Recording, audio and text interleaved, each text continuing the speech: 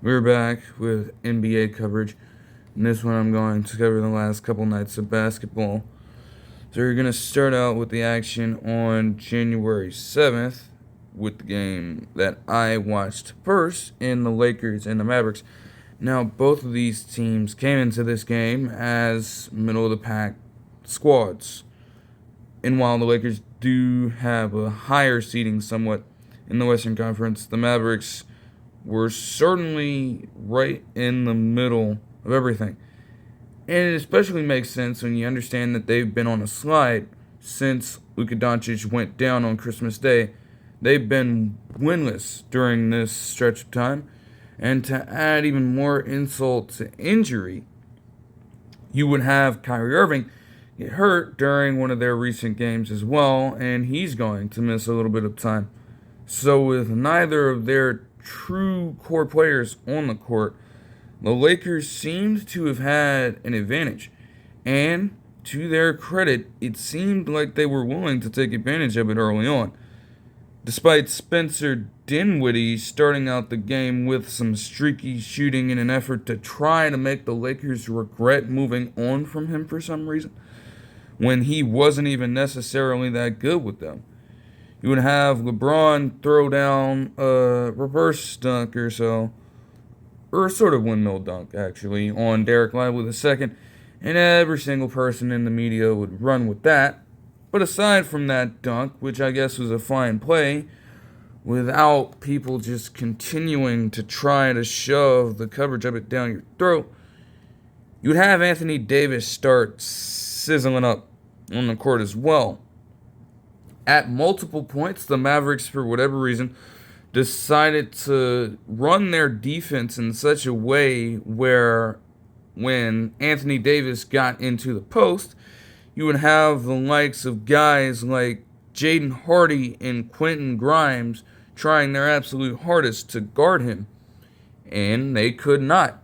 Either he would score on a few buckets or he would get to the free throw line.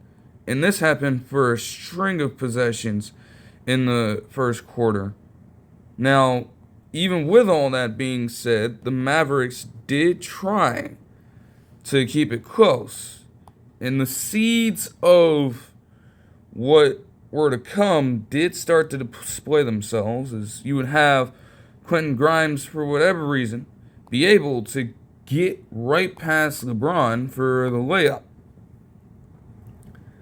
If you were going to continue to play that lackluster defense, not just as a player, but as a team, things were bound to tip in the other team's favor.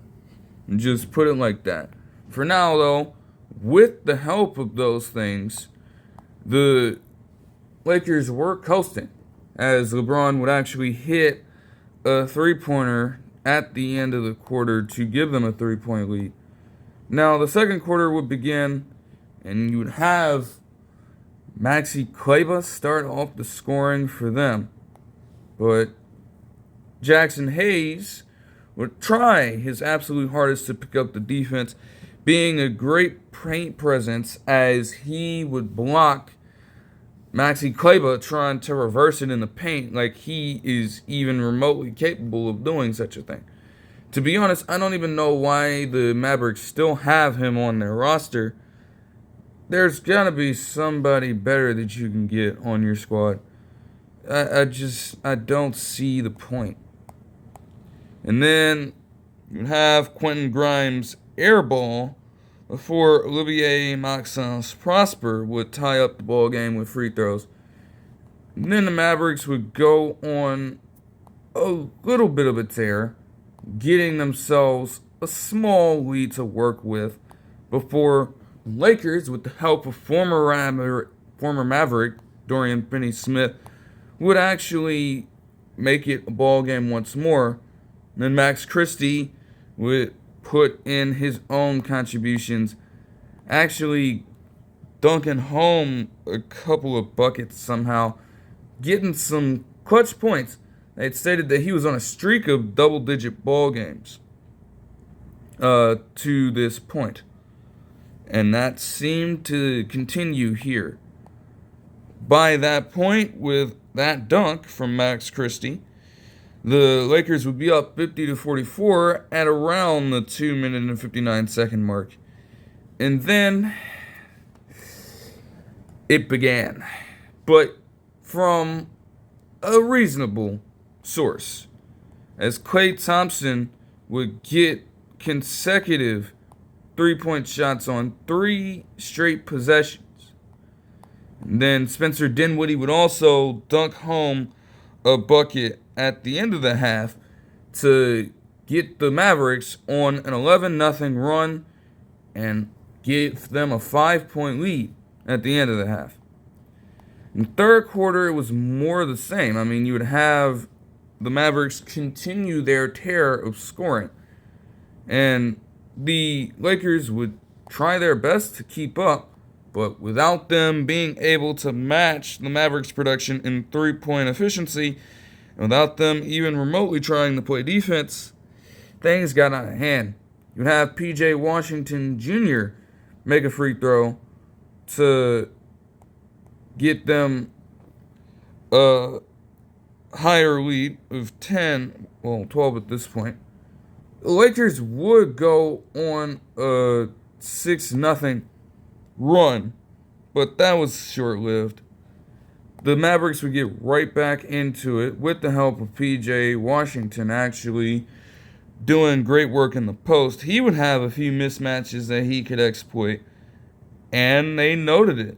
If you're going to do that, he can score from that area. So they took full advantage of that throughout the course of this game. Anthony Davis, with the lead being 71-62, would make a couple of 2-point shots to get the game within 5. And then the Mavericks would go on a 16-6 run, including a tear of threes, 2 straight from Jaden Hardy, and 3 straight from Jaden Hardy, in fact, and also Quentin Grimes not only getting a 3 of his own, but also getting no-look passes to guys like Naji Marshall around this time, too. I did not think that Quentin Grimes, of all people, would have that in his bag. But, I mean, I guess for this specific game, suppose Quentin Grimes was very useful in this one. His shot making was much needed, generally speaking, if they were going to have a chance to mount what many would feel was an upset to this point. And surely enough, Jaden Hardy continuing to make shots, even with a Dorian Finney-Smith 3 at nearly the end of the third quarter, there was almost no chance the Mavericks were really going to give this one away. Despite Dalton Connect's best efforts to try and keep them in it, the team as a whole just could not match that production at all. And the Mavericks would continue to be scorching hot from this territory, allowing them to eventually pull away with the victory as Quentin Grimes would continue to make threes, even getting one over Anthony Davis somehow later in the game, which is craziness. But ultimately, the Mavericks would come away with this one with a 118-97 victory. Simply put, the Lakers lost by 21 points, and their lack of defensive intensity allowed the Mavericks, of all teams, to make 7 more threes than them, with that being the overall difference in the ballgame. Mavericks also were more efficient from the field, generally speaking. I mean, they had a margin of 7% in their favor in this aspect. They crashed the boards in a way better manner and just owned the Lakers in the paint as well.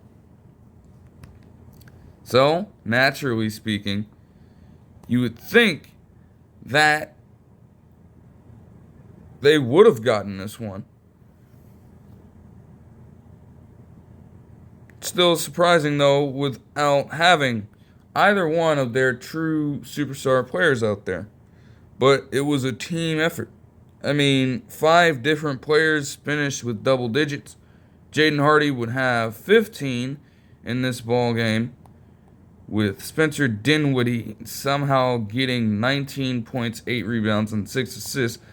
PJ Washington Jr. would add 22 points and 8 rebounds. And then Quentin Grimes would add 23 points, 9 rebounds, and 6 assists on 8 of 17 shooting, made 6 threes as well.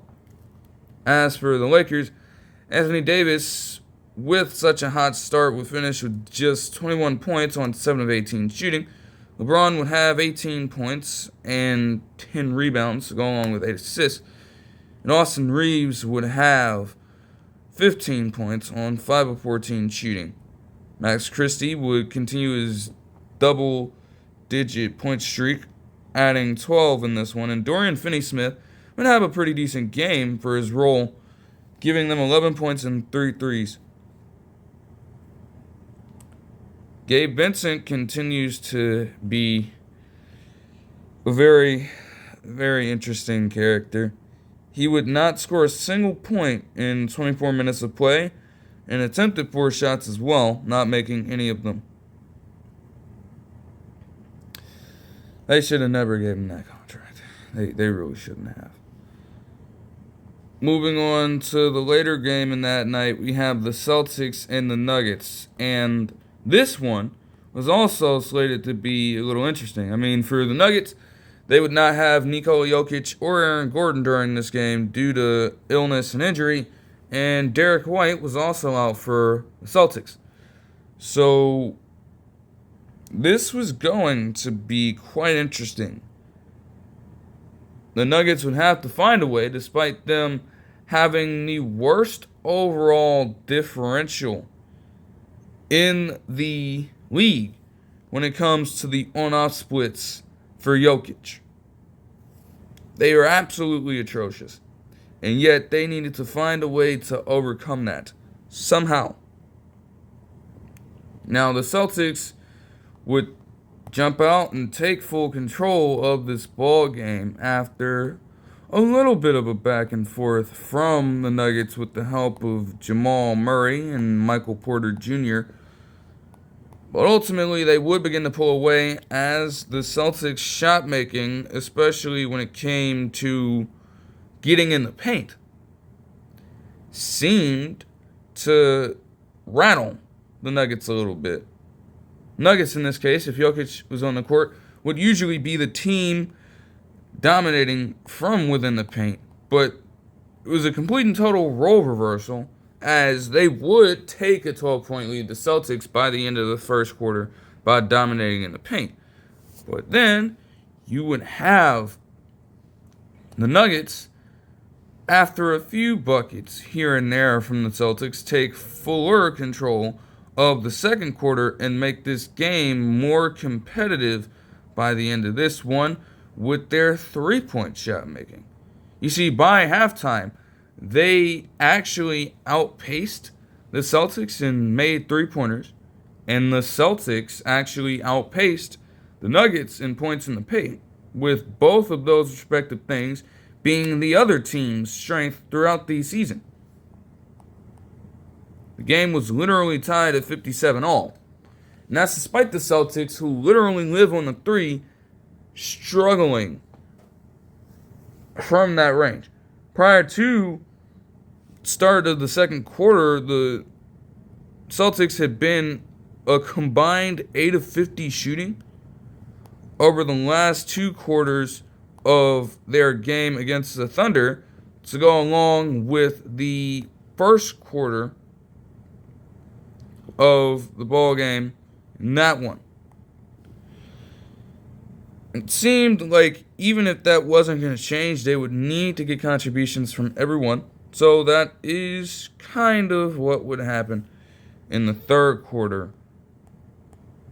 What I will say, though, for the Nuggets, you have to give credit to the younger players in Julian Strawther and Peyton Watson. Even when it seemed like the Celtics could pull away for just a second, the defensive intensity of Watson and the ability to stretch the floor from Julian Strawther did keep the Celtics honest and keep things competitive going into the later parts of this ball game. They would start off the fourth quarter on a similar tear with Jamal Murray and Julian Strawther contributing before Christian Braun would hit a layup and then a three-pointer to eventually tie up the ball game 93-93. And then everything collapsed.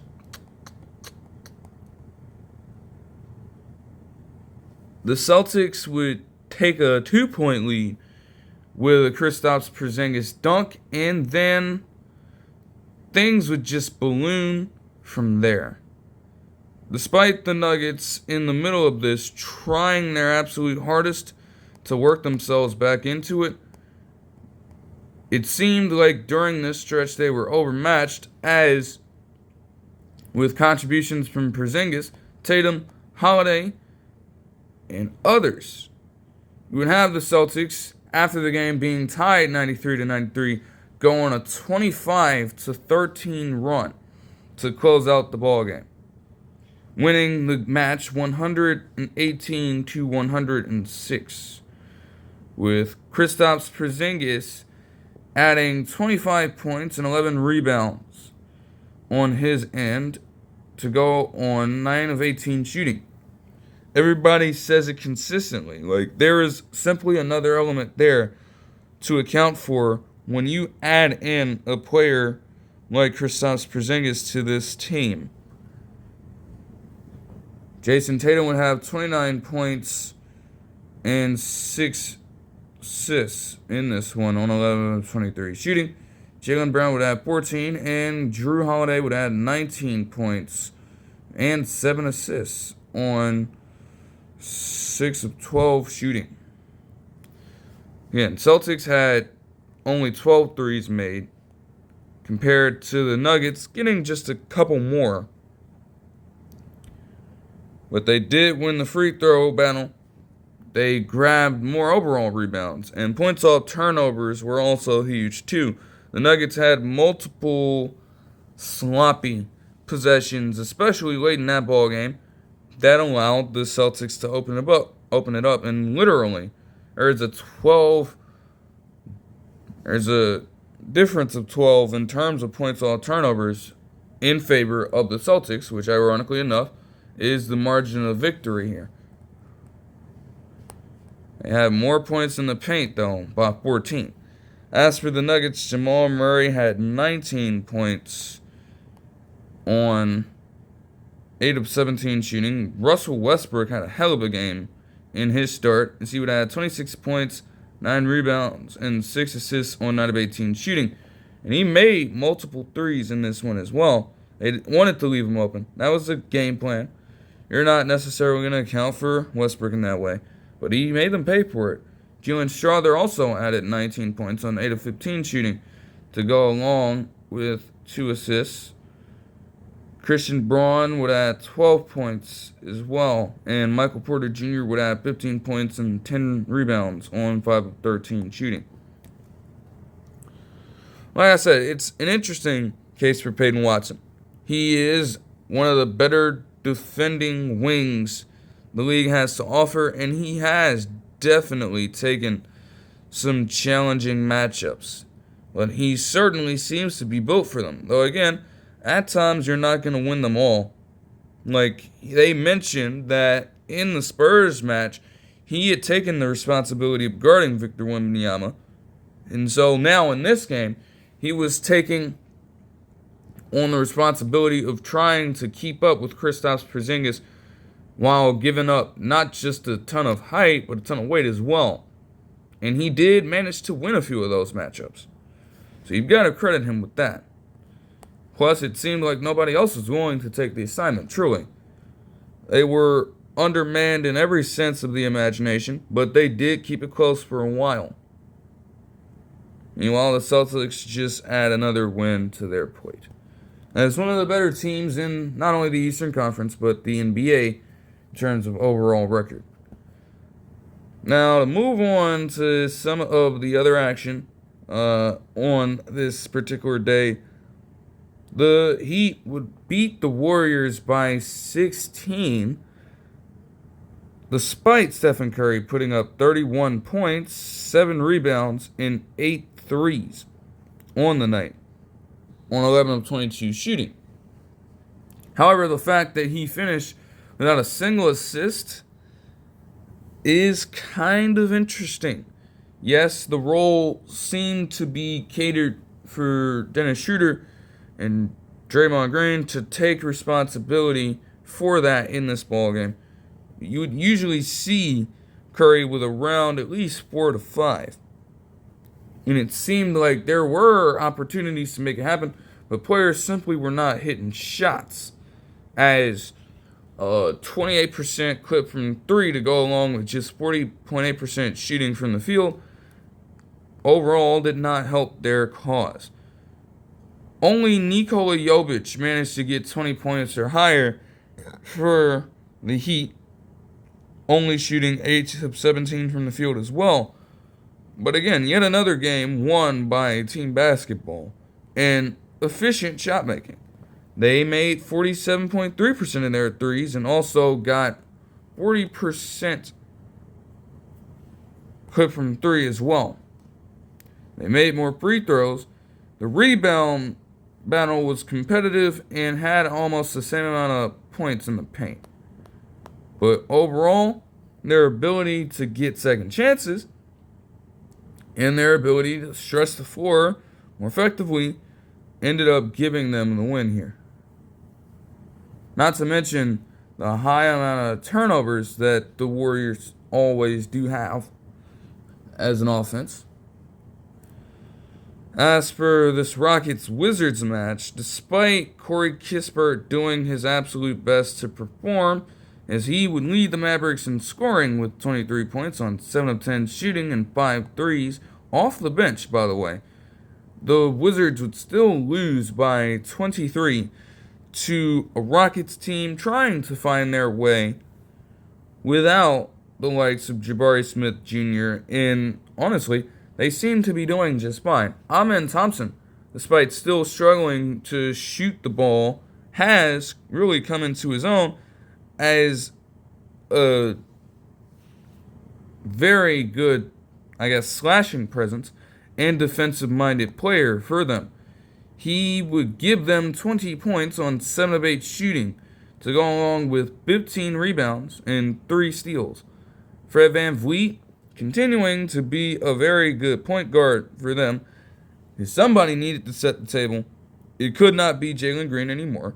He would have 19 points and 12 assists in this ball game on 7 of 15 shooting. Jalen Green would have 29 points and 8 rebounds on 10 of 22 shooting. Auburn Schengen would add 26 points and 10 rebounds to go on 12 of 23 shooting. And Cameron Whitmore off the bench would add 17 points on 6 of 8 shooting. 3 different players in that starting lineup having double-doubles definitely set a precedent for the Rockets, for sure. And if you can get contribution akin to that in different ways, then, hey, the Rockets may really continue to do damage here. The Hawks and the Jazz would see a very competitive matchup between Quinn Snyder and his squad and his former stomping grounds in the Jazz, coached by Will Hardy this time around. Now, it's a fairly competitive game, and it would be noted that Lauri Markkanen would have a hot first half, though he finished the game with just 35 points. When you look at it that way, they probably could have used a little more out of him, but he did have a good overall performance. Still, it was Colin Sexton who had the chance to be the potential hero, as after a couple of Hawks free throws, the game would actually come down to him on a broken play of sorts, making the shot to tie up the ball game. You would think that nothing else would really take place from there, until you see Trae Young chuck up a 50-foot heave from half court and make it, ending the ball game and giving the Hawks a 124-121 victory over this team. Again, their defense continues to be a truly inconsistent unit when it comes to the production of opposing offenses. The only way they can seem to win these ball games is by outscoring them. You can say that they got very lucky to have outscored the Jazz here. It takes that kind of shot for you to win a ball game like this. Yeah, I gotta go back to the drawing board for sure. The Hawks would have Trae Young go for 24 points and 20 rebounds on 6 of 16 shooting. Now again, the efficiency was not there the entire night, but I'll tell you what, he hit the shot that he needed to hit. It's a great game for him. It also set precedent for him becoming the first player to have at least 20 assists in a game, and also a game-winning buzzer beater. And honestly, that little tidbit does make sense. You are fighting that most of the games that involve people getting more than 20 assists usually don't come from people hell-bent on running the offensive show when it comes to scoring the ball. No, you're trying to set the table for your other true scorers and true superstar caliber players on that end. You're not taking it upon yourself to really control the ball as much. You are merely a vessel for your true franchise player. Trae Young has the ability to do both, but he has to become more efficient. Because in most other games, against a better team, that wouldn't cut it. You got to keep in mind, Jazz remain the worst team in the Western Conference to this point, one of the worst teams in the league, and you need to eke out a victory in such a way. Not necessarily the best look. Clint Capella would add 18 points and 6 rebounds on 9 of 11 shooting. DeAndre Hunter would have 17 points off the bench. And Dyson Daniels would add 16 points in this ball game to go along with 6 rebounds and 7 assists. They had no Jalen Johnson in this one, but they seem to be alright. As for the Jazz, Colin Sexton also added 24 points on 7 of 16 shooting, including what would have been the game-tying 3 prior to overall disaster. The Suns and the Hornets next. All I can say about this one, man, is just like, we knew it already, but something is truly wrong with the Suns. Something's truly wrong with them. I mean, they had last game decided to bring Bradley Beal off the bench for that one. And ironically enough, in that game, despite Devin Booker struggling, he would actually have a solid performance off the bench. So then they got around to thinking, what do we do if we bring his scoring prowess off of the bench? Let me tell you something right now. The fact that Bradley Beal is still on a 5-year, $251 million contract. One of the highest paid players in the league. Not the very highest paid player in the league. Maybe in a particular season. The fact that a team has to consider that you are not worthy enough, not good enough as a starting player for their overall outlook, and that you have to see a reduction in your role for them to truly get the most out of you is a problem.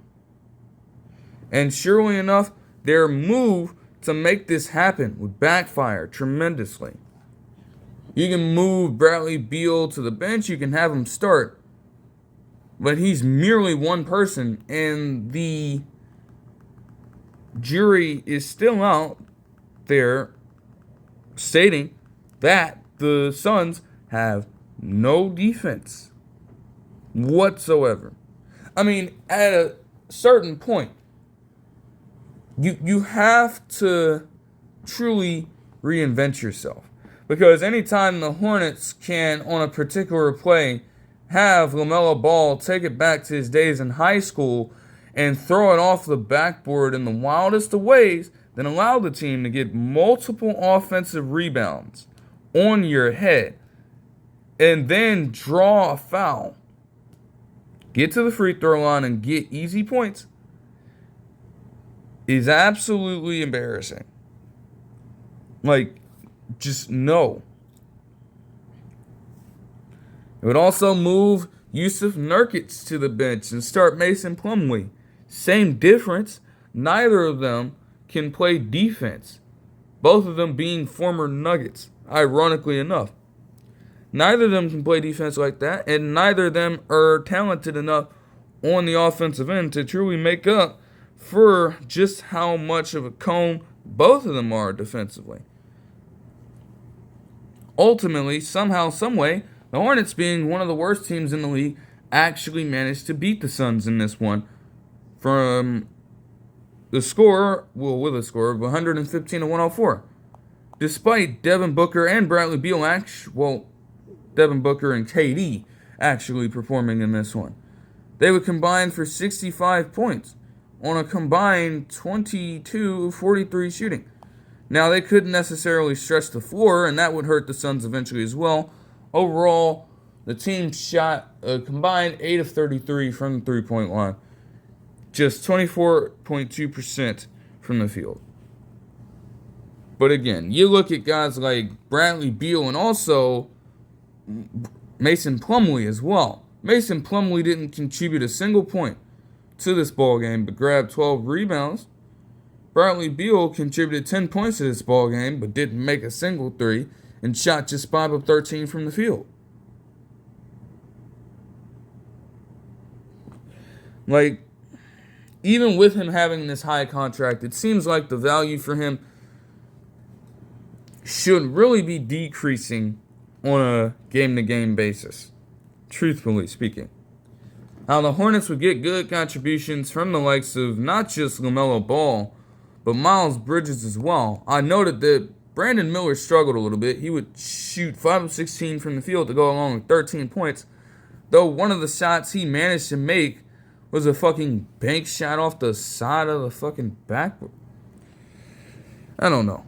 But Miles Bridges would have 21 points and 7 rebounds on 8 of 17 shooting, while LaMelo Ball would have 32 points and 10 rebounds with 7 assists in this one to go on 12 of 28 shooting as well.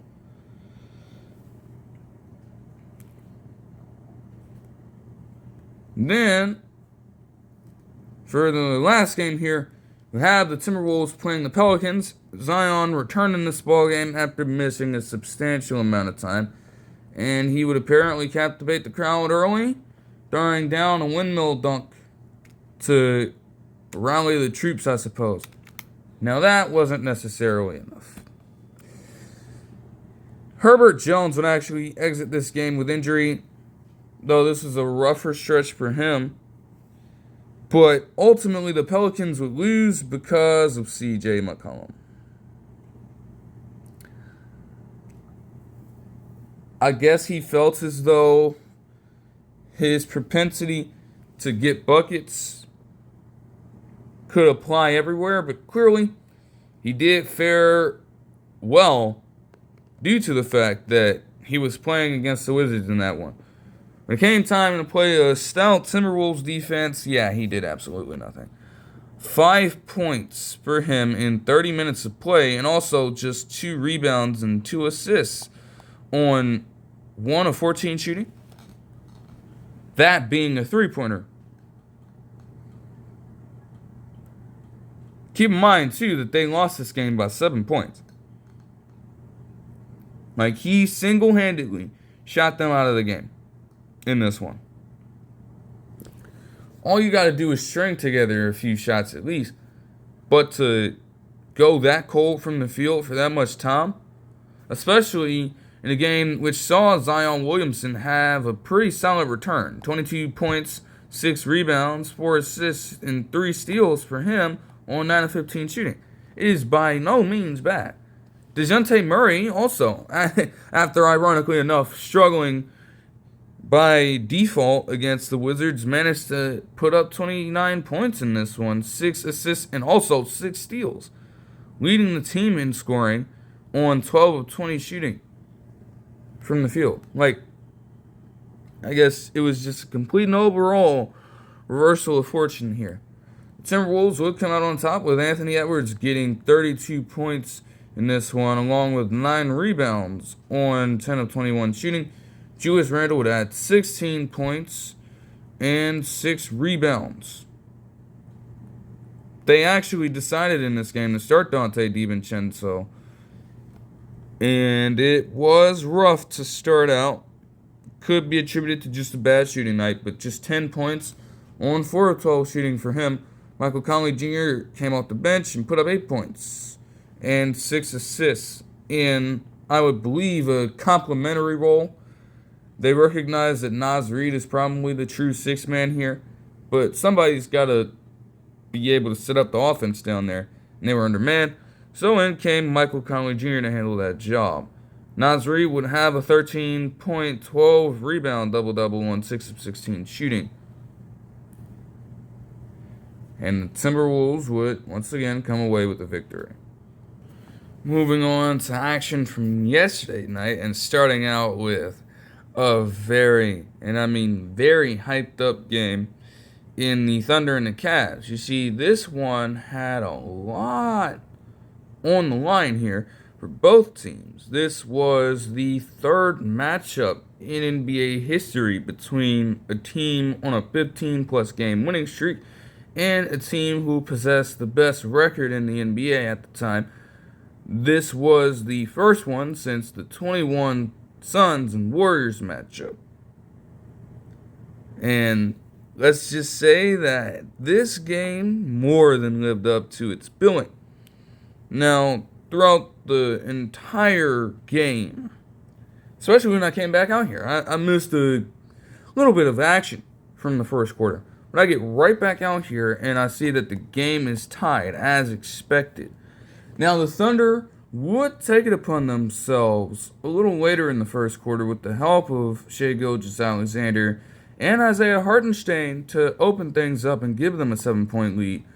But just like we come to see in a game, a sport predicated on runs and getting high at the right time, while the Cavs would continue to respond in their own ways, with the help of Evan Mobley not only taking it upon himself to get physical with Isaiah Hartenstein and others down in the paint to get points and draw fouls, which became huge for them.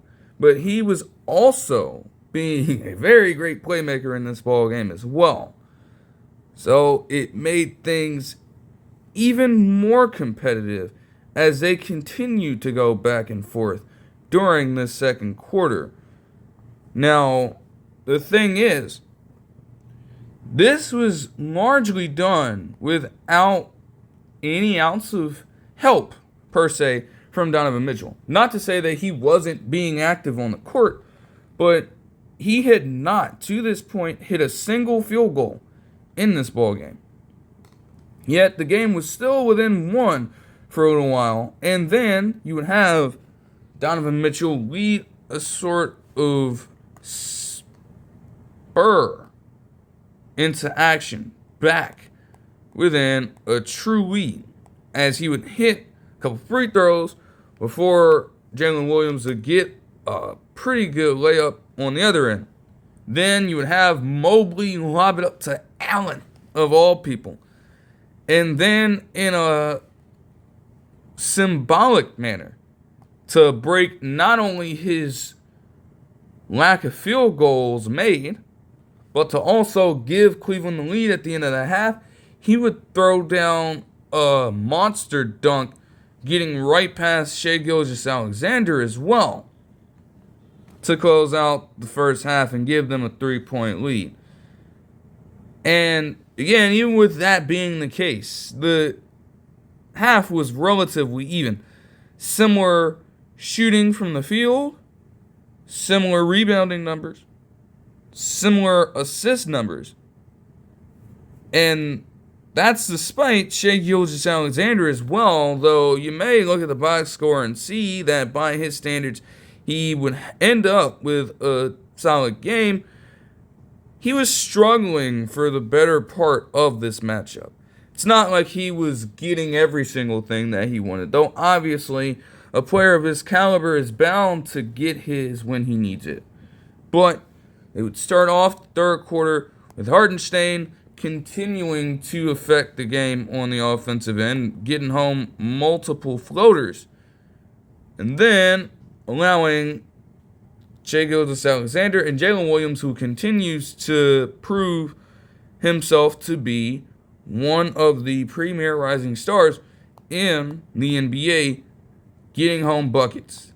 And yes, I refer to the Santa Clara Jalen Williams, though Arkansas Jalen Williams actually started off doing pretty well also. That's besides the point. The Cavs would continue to reassume control, though the Thunder were trying their absolute hardest to match them. I mean, for quite a while there, it took a Karis LeVert jumper in the paint, very contested one, to break it. But for a while, they had an assist for every single made field goal to a specific point in this ballgame. Do you know how ridiculous that is? Do you know how efficient that is? You can't get more fundamental than that. That is pure team basketball right there. Moving the ball around, everybody, even if you're not the best of a playmaker, like you're getting that flow going, and it's ending up in the right person's hands at the right time, and you get an efficient shot, a favorable shot, that you know that even if it doesn't go in, your coach is going to be happy about it. You know what I'm saying? But ultimately, the Thunder would storm back after a Donovan Mitchell 3 to get the game within 1, and then the fourth quarter came, and just like the rest of the game, it was highly up in the air, really. I mean, you got to think about it too. Both of the teams came into this specific game with the Thunder having an 8-4 record when trailing at the half, including their 4 straight. And the Cavs were also 27-1 when leading at the half this season. So it was going to come down to who could really get stops. I mean, both offenses were truly outpacing themselves, despite both teams having very high defensive rating. That was being ranked very high in defensive rating. Though again, that didn't matter here. With both offenses playing like this, somebody had to get themselves positive momentum by getting a stop. The Cavs were spotted a 7-point lead with the help of Ty Jerome getting active on the defensive end, and then also managing to get a layup somehow, taking it upon himself to make it happen.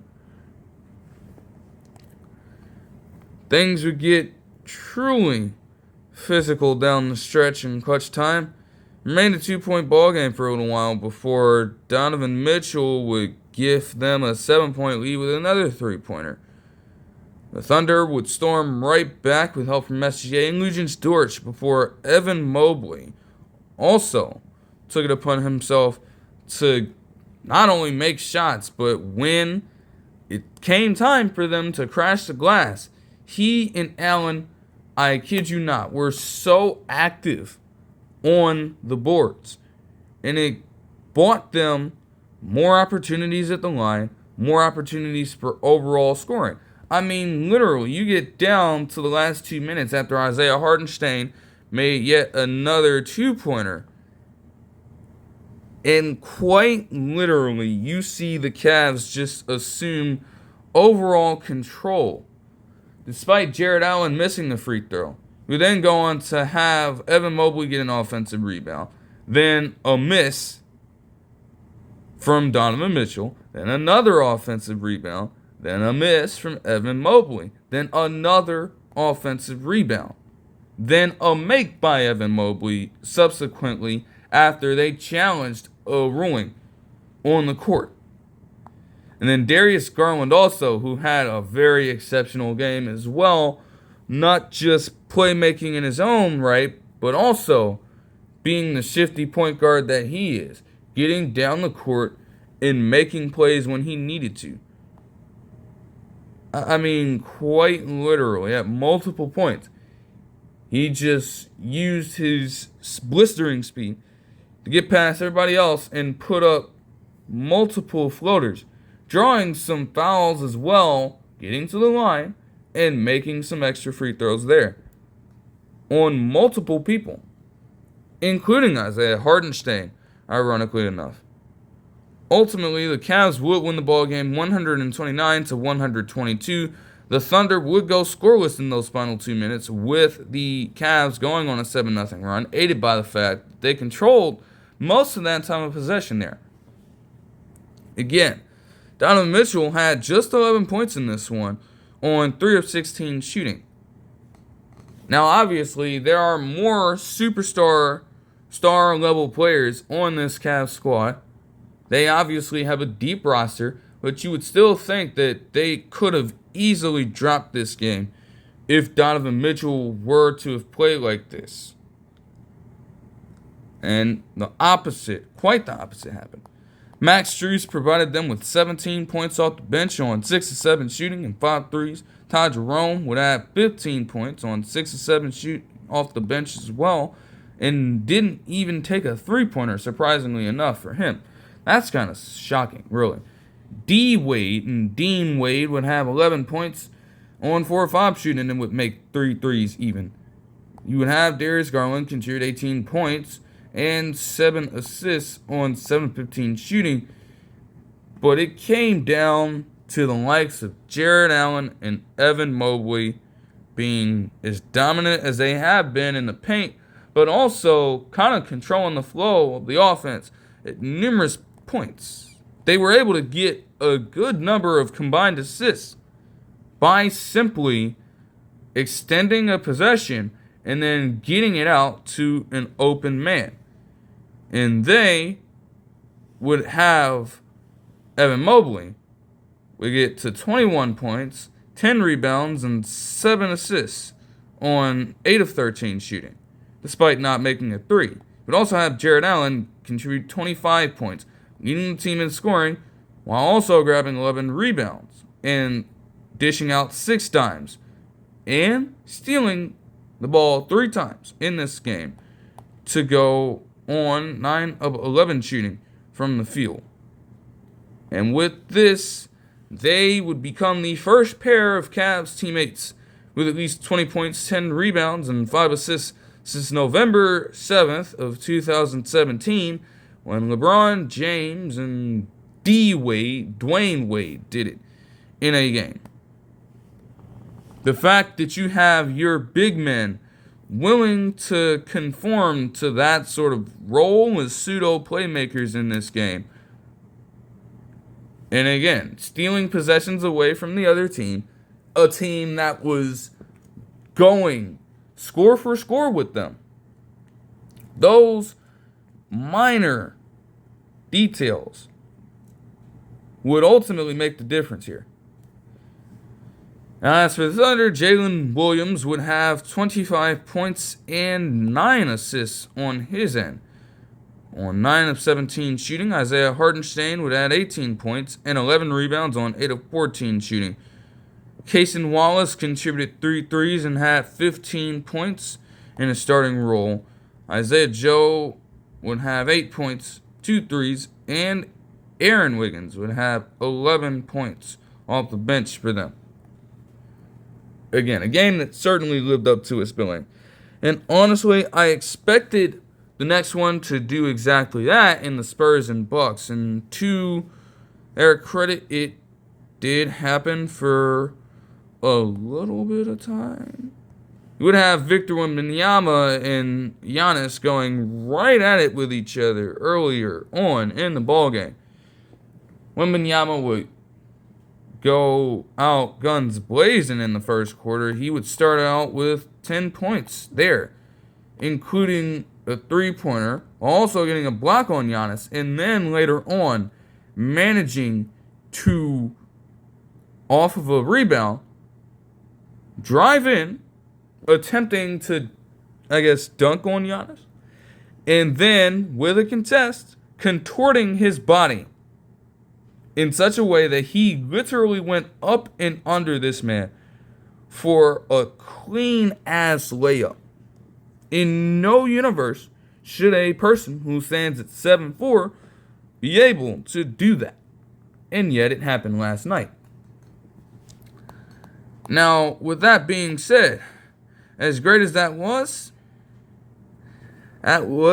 kind of the last notable play for Wembanyama in this game. Especially with the likes of Giannis Antetokounmpo taking it upon himself to get the matchup on Wembanyama throughout the night. And let's just say that Giannis is regarded as one of the best two-way players in the league for a reason. As great as Wembanyama can be, he got clamped up and simply out-muscled by the likes of Giannis Antetokounmpo in this ballgame. I mean, literally, to the point where it was such a hard task to even bother trying to get past Giannis. And then also, he had to deal with him on a few possessions on the defensive end. And that physicality wore him down a little bit. You could tell. He was not really moving as fast as he normally would in other circumstances. Now, granted, most of his running motion is going to be a little slower given his long frame. But that's besides the point. Despite that, he would still have an accomplishment through 100 games that would be displayed. He would be the first player in their first 100 games to log more than 2,000 points, more than 1,000 rebounds, and also more than 200 threes. Very rare air. But he could not compound on that in this one. Meanwhile, other people would, like Giannis Antetokounmpo, getting it out to his teammates in Damian Lillard, in Andre Jackson Jr., in Bobby Portis Jr., in Gary Trent Jr. Gary Trent Jr. had a hell of a game in this one. For a while, he had made all of his shots and would eventually miss just one. The Bucks would go on multiple runs during this highly cold streak from Victor Wembanyama and would assume great control. Now, there would be stretches where Chris Paul would even try his hardest, making all 4 of his three-point attempts at some point to try to bring things a little closer, but that would not happen. Overall, the Spurs struggled to shoot the ball, and overall, their defense was lazy, especially as it got further and further and further into the ball game. Their intensity was there to start out, but they never really maintained that, and things got out of hand very quickly. Like, literally, at the end of the first half, the Bucks would go on a 27-9 run to close it out, with Brook Lopez taking it upon himself to hit multiple threes from deep range, giving himself the milestone of reaching more than 1,000 career three-pointers in his career. Now, this is the same Brook Lopez who, on the Nets, was very much a post player. One of the purest post players the league had to offer back then. He wouldn't even dare look at the three-point line. They displayed a graphic that stated that while Brook Lopez in 6 different seasons didn't even so much as attempt a 3 or make a 3 in 6 different seasons, Brook Lopez has also managed to get at least 100 threes in that specific season. Very insane stuff for a person that kind of best represents the evolution of the big man in today's game. You could argue that. And I'm not going to sit up here and say that he's the guy to bring that on, because that's a fucking lie. But he is certainly a person who has become quite the beneficiary of this growth. Simply put, Spurs would go on a 26-17 run after the game was 52-72 in favor of the Bucks in an early portion of the third quarter. But again, they continued to pull away with just strong play from all of their guys. AJ Green is also just quite the character as well. They continue to allow this man to shoot at will. So the Bucks would get this one 121-105, and again, kind of disappointing given how the games went last season, despite the Spurs dropping both. But it presents a good challenge that Victor Wembanyama will eventually have to figure out on his end.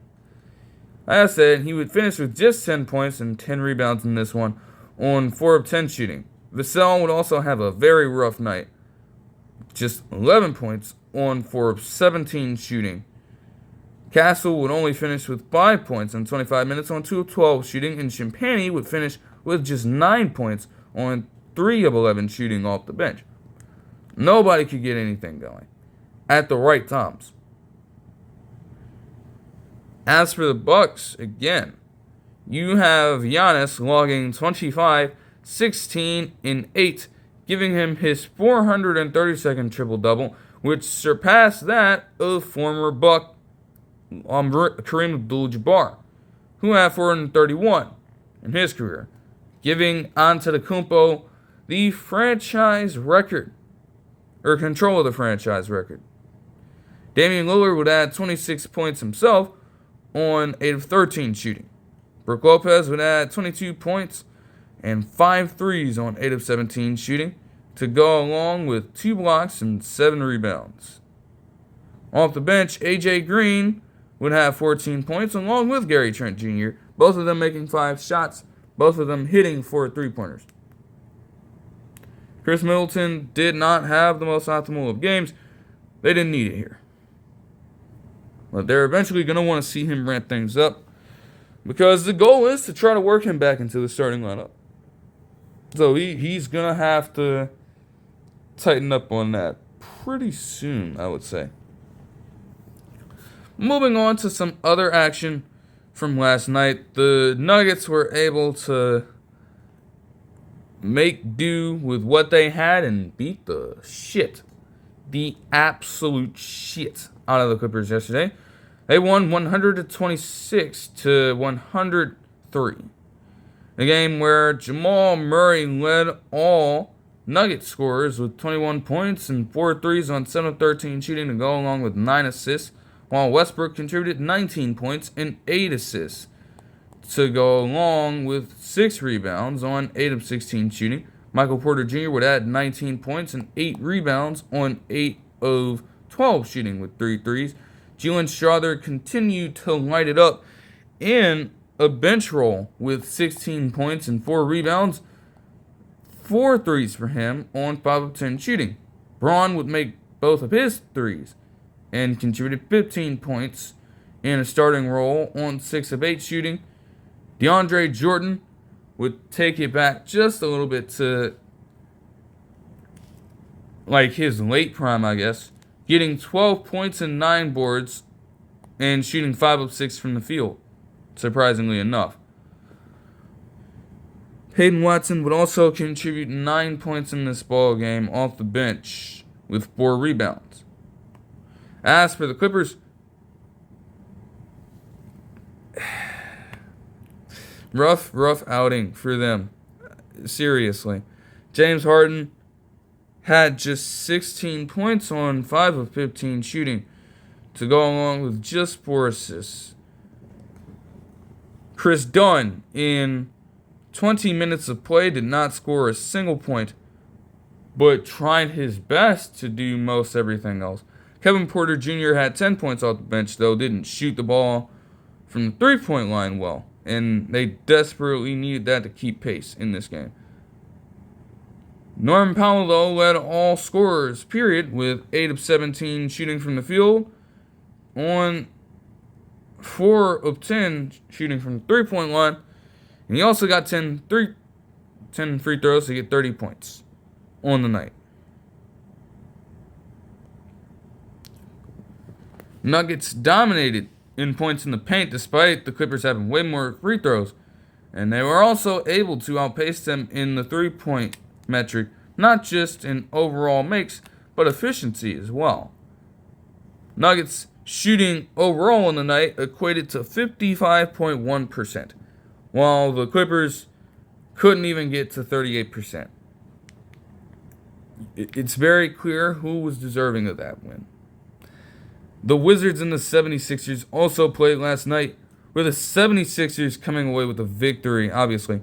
Tyrese Maxey would have 29 points and 6 assists in this ball game to go along with 2 assists on 11 of 27 shooting. Definitely not the most efficient.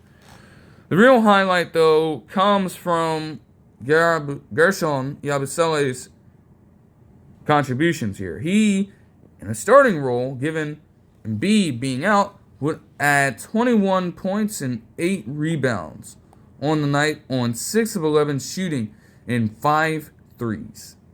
Kelly Oubre Jr. and Eric Gordon would both have 15 points as well, albeit in very different ways. But you'll take anything that you can get. Suppose Reggie Jackson is a difference maker as well. He had 6 points to make up the overall margin in this game. So I guess, I don't know. Meanwhile, for the Wizards, Corey Kispert once again would have yet another great game off the bench. 23 points, 5 rebounds, and 5 assists on 8 of 14 shooting and 4 threes.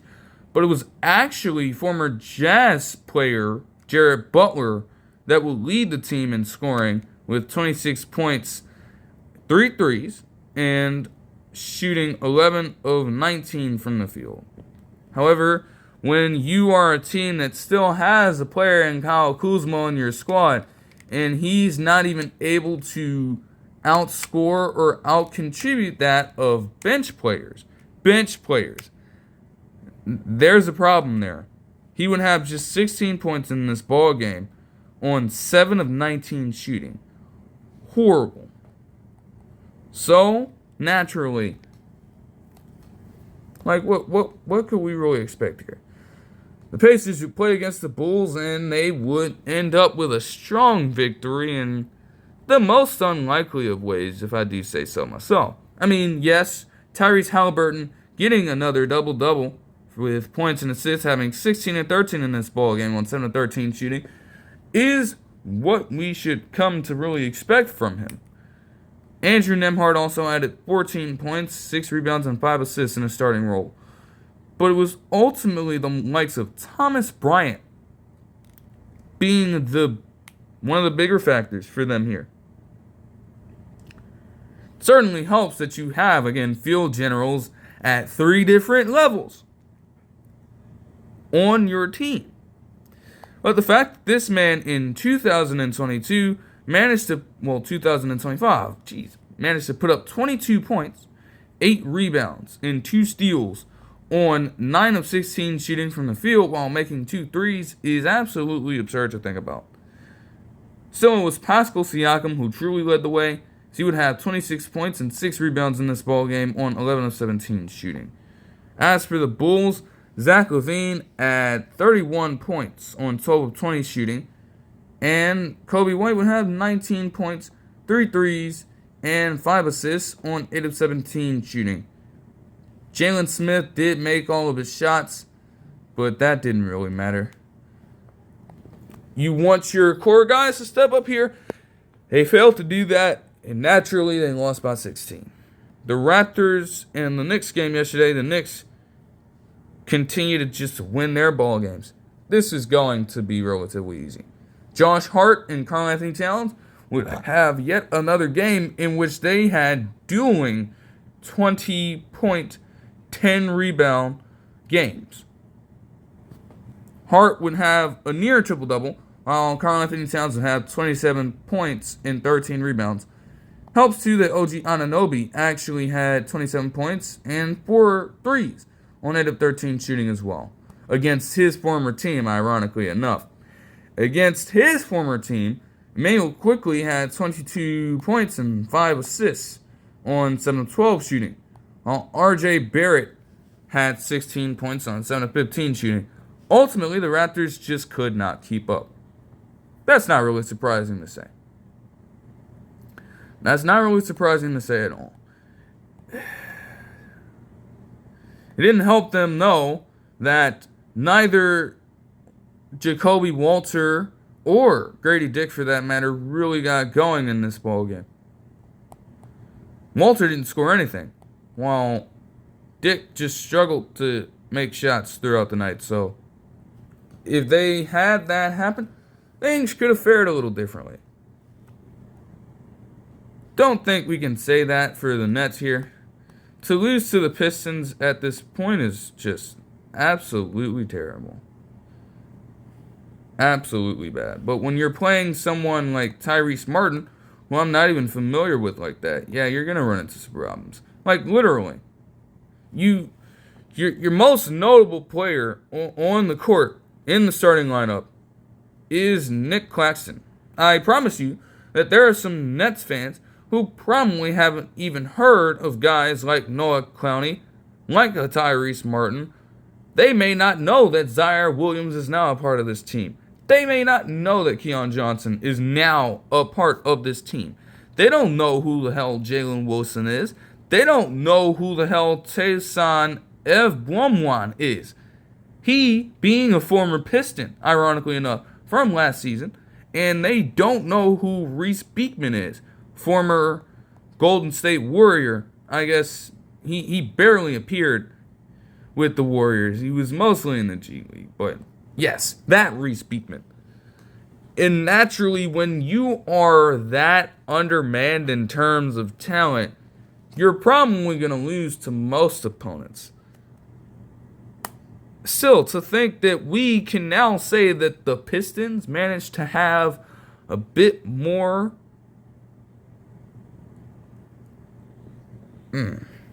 like, it's just that's just crazy to say. We can say that they realistically have better talent than some entire teams on certain nights. It's pretty wild. And more than displayed itself here. I mean, even with Cade Cunningham having 13 points, just 13 points, and 5 assists, with 5 rebounds on 6 of 10 shooting and not making a single three, would have the likes of Marcus Sasser, Simone Fontecchio, and Malik Beasley all getting over 15 points, while other players, though they didn't necessarily score a ton, were efficient enough to get the Pistons to victory, with them winning by 15, and with them shooting 52.3% from the field, while the Nets combined managed to shoot just 38.4% from the field and 33% from three on a couple more attempts, ironically enough.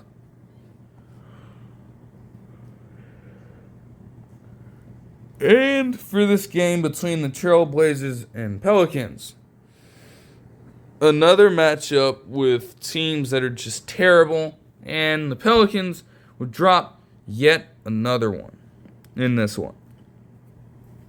Now, McCollum and Murray would manage to show up tonight. They combined for 18 of 31 shooting, 5 threes, and 43 points to go along with 7 overall assists and 5 overall rebounds. But Where was everybody else at? I mean, literally, Yves Missi had just 2 points. Jeremiah Robinson Earl had just 2 points as starters.